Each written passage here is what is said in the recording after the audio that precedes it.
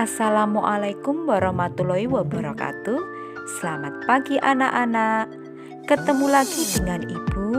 Mari kita belajar bersama-sama. Jangan lupa jaga kesehatan, memakai masker, cuci tangan sebelum dan sesudah kegiatan, jaga jarak dan jauhi kerumunan.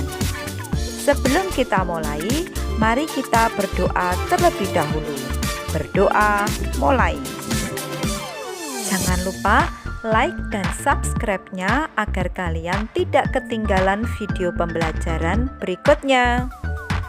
Hari ini kita belajar tema persatuan dalam perbedaan, subtema bekerja sama mencapai tujuan, pembelajaran 1. Setelah proklamasi kemerdekaan Indonesia 17 Agustus 1945, seharusnya bangsa Indonesia telah merdeka dan terbebas dari segala bentuk penindasan serta penjajahan. Namun, kenyataannya tidak demikian. Bangsa Indonesia masih perlu berjuang mempertahankan kemerdekaan Indonesia. Seperti dari pemerintahan Belanda. Pasukan Belanda kembali datang ke tanah air. Kedatangan ini disambut dengan berbagai bentuk perlawanan oleh bangsa Indonesia. Sehingga sejak tahun 1945 sampai 1950 telah terjadi berbagai macam pertempuran di berbagai daerah antara pihak Indonesia dengan pihak Belanda yang dibantu oleh pasukan Inggris.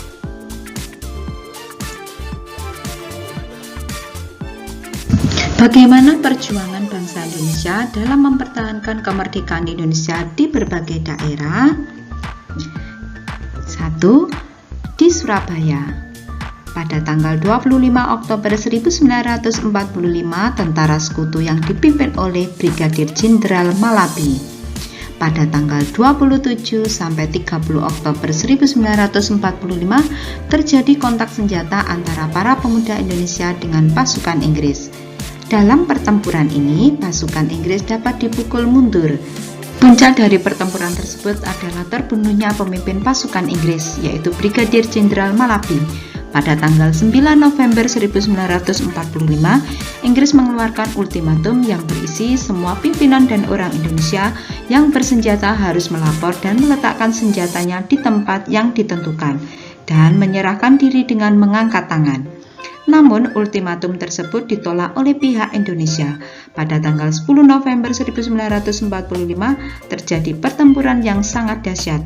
Pasukan Inggris menggempur Surabaya dari darat, laut, dan udara. Peristiwa ini diperingati sebagai Hari Pahlawan.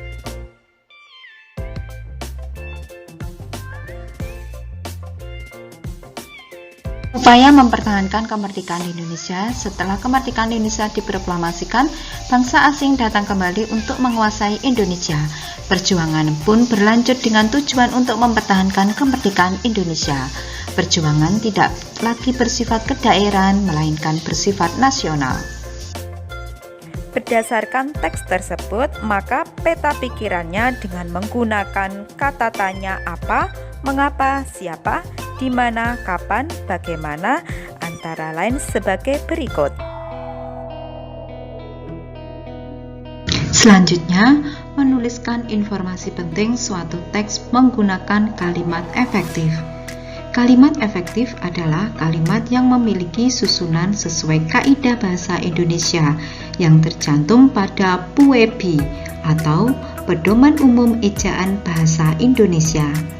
Kalimat efektif memiliki susunan yang berurutan, yaitu subjek, predikat, objek, dan keterangan.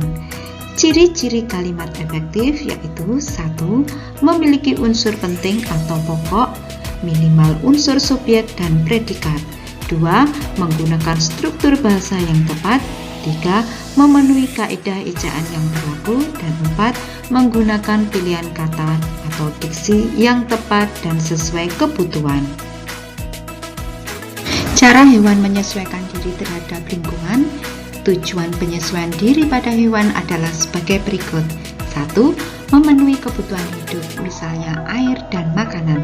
2. Mengatasi kondisi lingkungan yang ekstrim, misalnya lingkungan yang sangat panas, dingin, atau kering. 3. Melindungi diri dari pemangsa.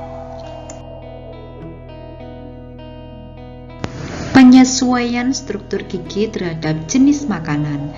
Buaya memiliki struktur gigi taring yang sangat tajam untuk memudahkan dalam memakan daging. Yang kedua, penyesuaian bentuk paruh terhadap jenis makanan. Contohnya, bebek.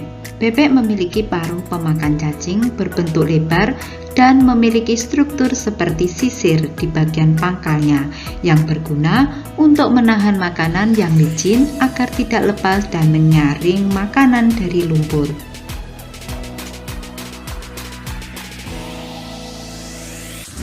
Yang ketiga, penyesuaian bentuk kaki.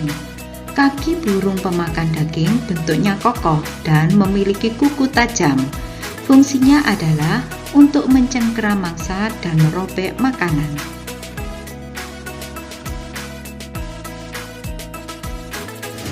Selanjutnya, penyesuaian bentuk mulut pada serangga.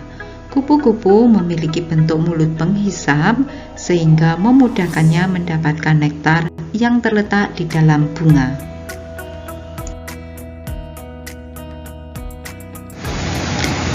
Sekarang perhatikan gambar berikut. Amati gambar tersebut.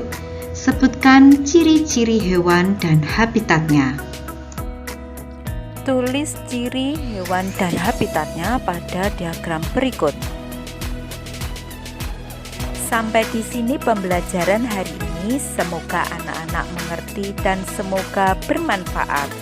Sampai ketemu lagi di pembelajaran berikutnya. Jangan lupa tetap jaga kesehatan. Ibu akhiri, wassalamualaikum warahmatullahi wabarakatuh. Sampai jumpa.